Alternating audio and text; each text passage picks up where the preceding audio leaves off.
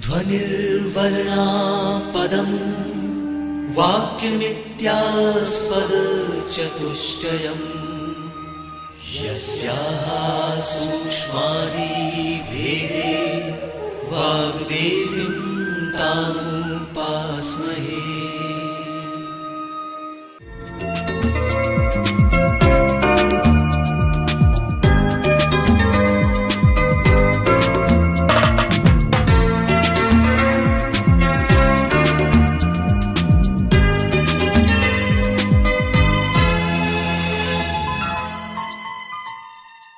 The Electronic Media Production and Research Center of Madhya Pradesh Bhoj Open University presents an audio program on English literature. The title of audio program is Growth and Development of Victorian Novel. This audio program will be useful to the students of BA first year. It is based on the 7th unit of second paper titled Literature in English from 1750 to 1900 AD. To deliver the lecture on this topic, we have invited our subject expert Dr. Shubra Thripathi, sound recorded, edited and presented by Amar Bahadur Yadav. Let's listen to the audio program Growth and Development of Victorian Novel. Today, you are going to listen first part of this program.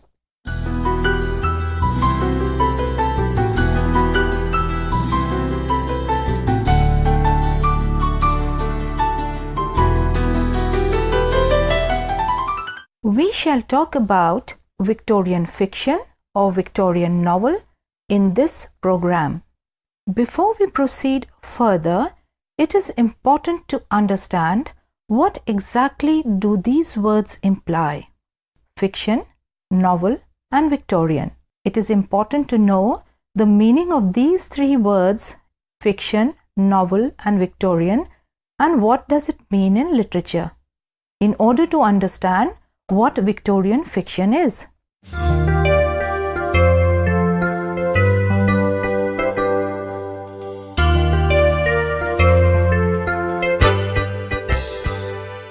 First, being students of literature, you may have come across this word fiction many times. We often use the word fiction as opposed to the word fact. However, you will be surprised to know that both the words are derived from Latin roots which mean almost the same. So fact and fiction come from such Latin words which mean almost the same. Fact comes from the Latin word facere, which means to make or do. And fiction is derived from Latin word fingere, which means to make or shape. So to make is common in both. In course of time, like most words, the meanings of these words were modified and underwent changes. The word fact came to be associated with actual or real as opposed to imaginary, and the word fiction became associated with imaginary as well as retained its original meaning of shaping and making. So you see, the words fact and fiction appear very different today to us, but in reality they come from more or less the same meaning, but in course of time they changed their meaning and became opposite of each other. In literature, the word fiction is used for prose narratives which may or may not be based on facts, but are definitely shaped by imagination of the author. The term fiction is therefore usually associated with invented stories which may be based on actual events or facts, and is generally used for literary forms like novels, novellas and short stories. Let us now consider the word novel. After we have understood what the word fiction means in literature, let us now understand what we mean by novel. According to Macmillan English Dictionary, novel means, the first meaning is new or unusual, and the second meaning is a long written story about imaginary or partly imaginary characters and events. Now see, the element of imagination is very important here. It's imaginary or partly imaginary.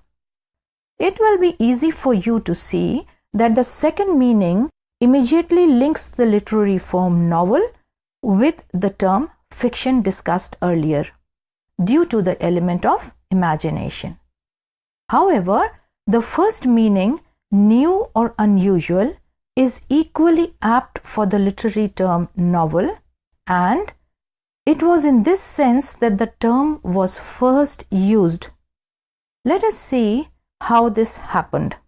Perhaps you may be aware that as a literary genre or form, the novel appeared in English during the 18th century, which is little before the Victorian period. This kind of lengthy prose narrative was a new form in literature as compared with other forms like drama and poetry. Being a new form, you can see the word novel was a suitable term for this kind of writing, which is considered to be related to the Italian form novella. We have seen that imagination and implication of the words fiction and novel, and we also see that novel is a new form. It is based on imaginary events which are partly true or maybe totally imaginary. Let us now consider the term Victorian and try to decipher what does this term Victorian signify in the context of novel or fiction. You can make a guess that Victorian would be somewhat related to Queen Victoria in English history. That's very true. The very long period of Queen Victoria's reign in England, spanning from 1837 to 1901, is usually referred to as the Victorian age.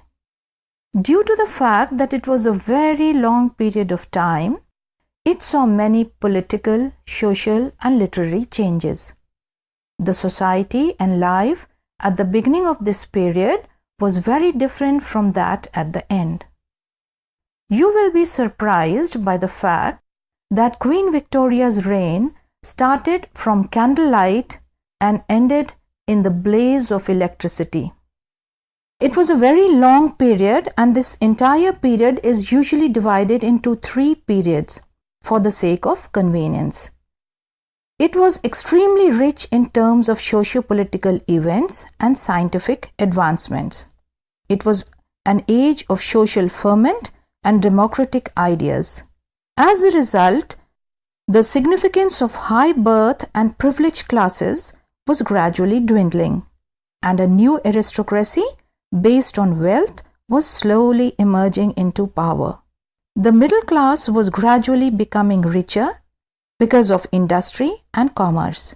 Consequently, moral and cultural values associated with the aspirations of the middle class were changing rapidly. The term Victorian in literature, therefore, does not signify the reign of Queen Victoria only, but it also stands for the socio-cultural values of a strong middle class, preoccupation with morality and respectability, and democratic ideologies. Obviously, the literature of the times was influenced and shaped by these changes.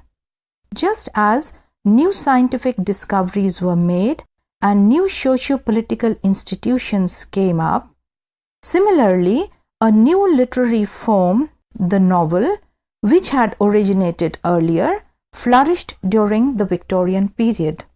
I mentioned somewhere earlier that the novel started somewhat earlier than the Victorian era. So in the Victorian era, it became a flourished literary form, a very popular mode of expression for the authors. Several reasons were responsible for the growth and development of the novel during the Victorian era or the 19th century. Let us examine some of these reasons.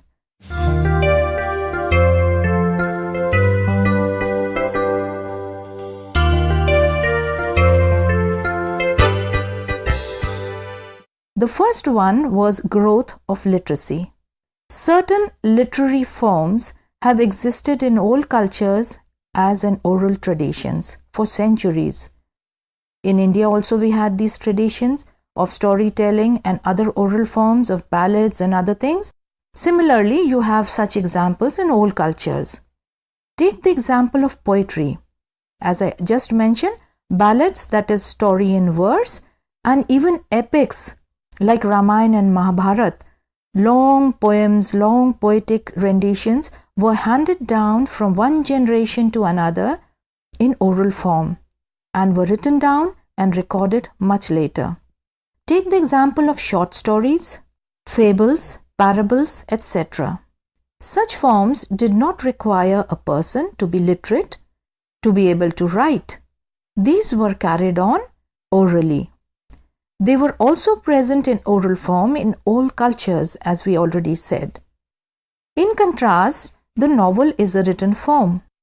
It is an extended fictional narrative written by one person or individual and is meant to be read silently by another person in a setting that is most often a private space and not a public platform. The novel required both the writer and the reader to be literate.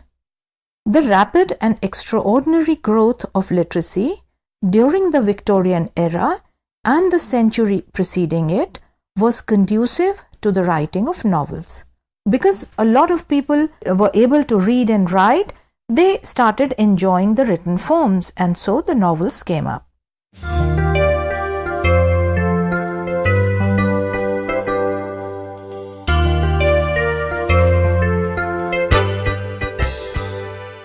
So after the first reason, that is growth of literacy, let us take up the rise of printing and its development during the Victorian era as one of the reasons responsible for the production of large-scale novels. Growth of literacy led to an enormous readership in England. This in turn led to the development and promotion of printing. A large number of books could be printed and sold to meet the growing demands of the literate population at an affordable price. That's very important because the price was affordable. People could buy books. Setting up of several printing presses during the Victorian times was responsible for the publication of a large number of novels, magazines, newspapers, and periodicals. In fact, several novels were published in parts in newspapers and magazines in serialized forms with heavy illustrations and extravagant drawings and prints. These were later compiled in book form, but then the graphics were lost. So the first reason was the growth of literacy. The second reason for the growth of novels was the large number of printing presses that came into existence.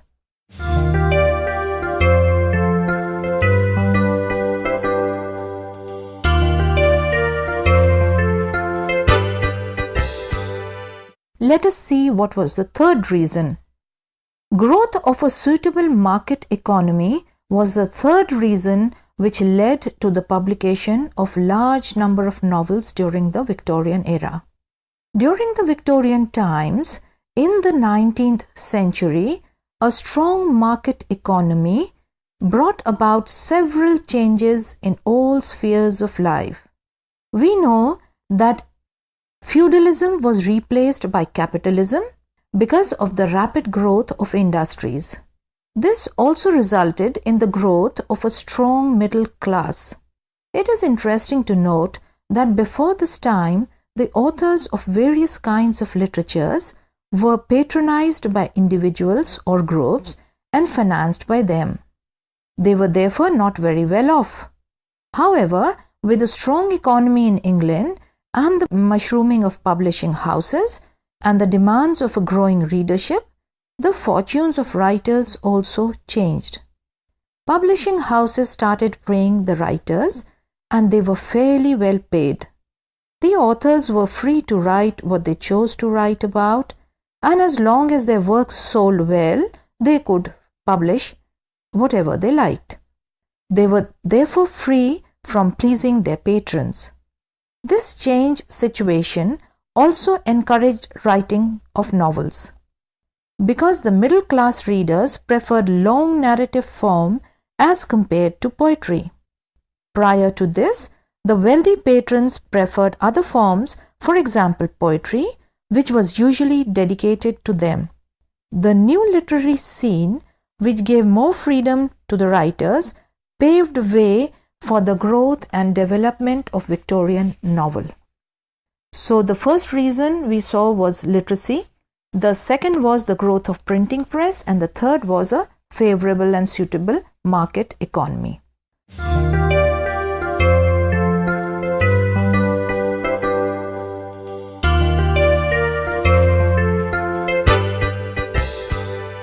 The fourth reason, which was important and which was responsible for the growth of novel in Victorian England, was the rise in the spirit of individualism. Now, this spirit of individualism, as you know, started in the literary era before the Victorian times, that is Romanticism, and it continued during the Victorian times. During the Victorian times, with the rapid industrialization and growth of capitalism, there were several changes in the outlook of people, resulting in the changes in the social fabric, that is the society. The new social scenario brought a new set of problems. So whenever there is a change in society, something new happens, some new good comes in, some new bad things also creep in. With large-scale migration from countryside to the cities and towns due to industrialization, in search of employment, people found their lives completely changed. People were coming to cities and towns because of industry. They wanted jobs, and when they came to cities, they found that their lives were completely changed. The Victorian society was therefore in a state of flux.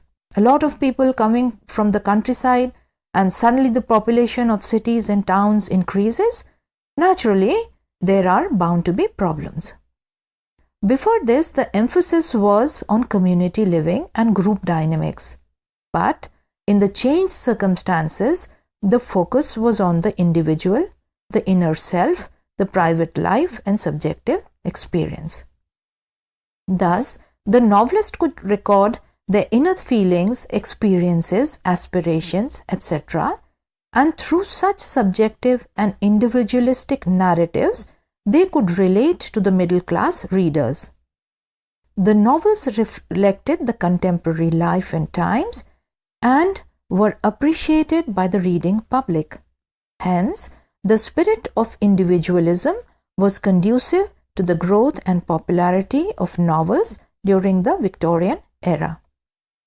So, we have seen so far how a new form of literature, a long prose narrative, came into existence just before the Victorian era, and we also saw why it was called novel at first, and later the term fiction was associated with it. We then understood what the term Victorian implied, how it does not imply just a period in history, but the socio-cultural and political character of that period. Then we discussed the reasons responsible for the rise and growth of novels during the Victorian times.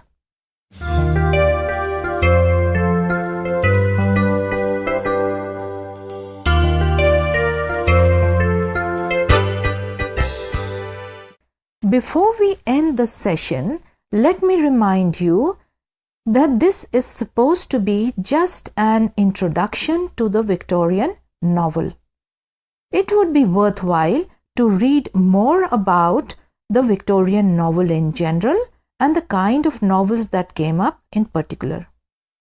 Let me also remind you that the popularity of the novel did not dwindle after the 19th century or the Victorian era, but it continued throughout the 20th and 21st century. Dear students, I would like to share something with you here. We have been talking about the Victorian novels, and I have been presenting certain facts which you will find in most of the books. But here I would also like to point out something, and that is, since you are students of literature, please try that you do not accept anything which books, programs, magazines or any other form hands down to you just like that. Think about it. When we talk about Victorian novel, all the books, the study materials and everything related to studies of the Victorian novel will tell you about the novel in England and its growth under Queen Victoria's reign. But always try to cultivate your own thinking about this particular form. I would like to point out certain things to you here. Think about them. I already said that in the 20th and the 21st century, this form continued to be popular. When I say this, you know that it is popular in India also. Let us now think about this form in terms of Victorian England, in terms of Victorian India, and in terms of the global world that we are living in today. You know, did you ever think why the Victorian novel was popular then and is popular now even? One of the reasons is that this medium could very nicely fall into the visual medium, that is movies, which came about later in England, in America, in India and in other countries. Also remember that Queen Victoria, who ruled over England, was also the Empress of India. British culture, British language, that is the English language, came to India and the educated class was reading these novels and they were popular here, and later when English education was introduced, they were taught in universities, colleges and elsewhere. Indian educated class, some of whom later became authors of novels themselves, picked up this form Victorian novel, and the form was very popular in colonial India. We find several Victorian novelists like Charles Dickens, William Makepeace Thackeray, Emily Bronte, her sister Charlotte Bronte, and later Victorian novels like Thomas Hardy being very popular in India. You will be surprised that on one of the novels of Thomas Hardy, The Mayor of Casterbridge, a popular Hindi movie was made as late as 1970s. Now, did you understand why this form was popular? One reason is that it could relate to common man.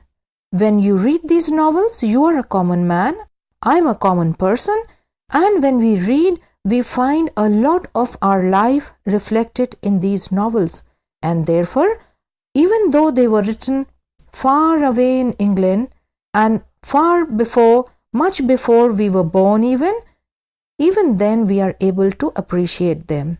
So being students of literature, never accept anything that is given down to you.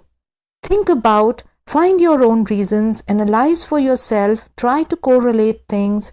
For example, just as I correlated the Victorian novel with the Indian educated class. Again, think that what were epics about? Epics were very popular in India earlier.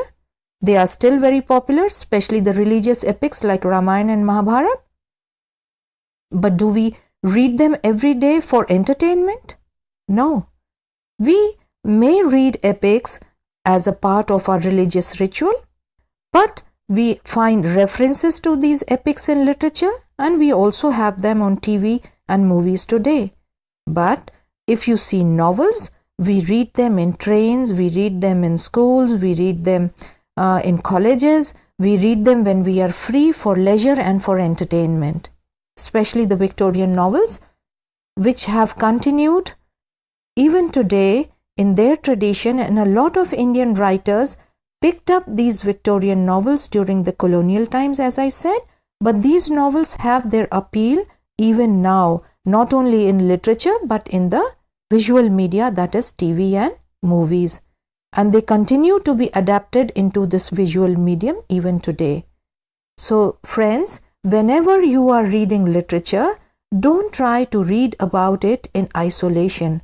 Try to correlate it with other forms that we have today, both written, visual, on computer. You can find clippings of movies made on Victorian movies on the YouTube. Make use of these to enrich your understanding of the Victorian novel, and also try not to read the novels only in abridged form, in the short form, in modern English. If you want to understand Victorian novel, you have to read them in the Victorian English of that time, and you will find it will be very fascinating to note that English language, the way we talked about, the way we understood things, the way we expressed ideas, the idiom of Victorian English was slightly different from the way we speak today. So if you read these novels, another good point would be that you would be aware of the evolution of English language, how expressions change, how words change, how people used to speak and use language in their day-to-day lives in Victorian England, and how we do it today. So as a student of literature and as a student of English, both these novels can serve a useful purpose.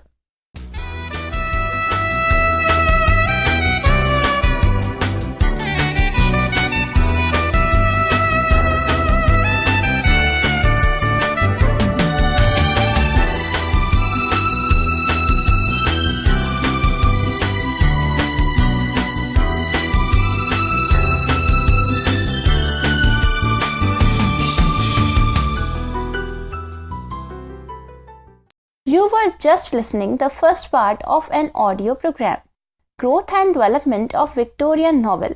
Subject expert and speaker was Dr. Shubra Thripathi. Announcer was Shazia Khan. This audio program was recorded, edited and presented by Amar Bahadur Yadav. This program was produced by the Electronic Media Production and Research Center of Madhya Pradesh Bhoj Open University.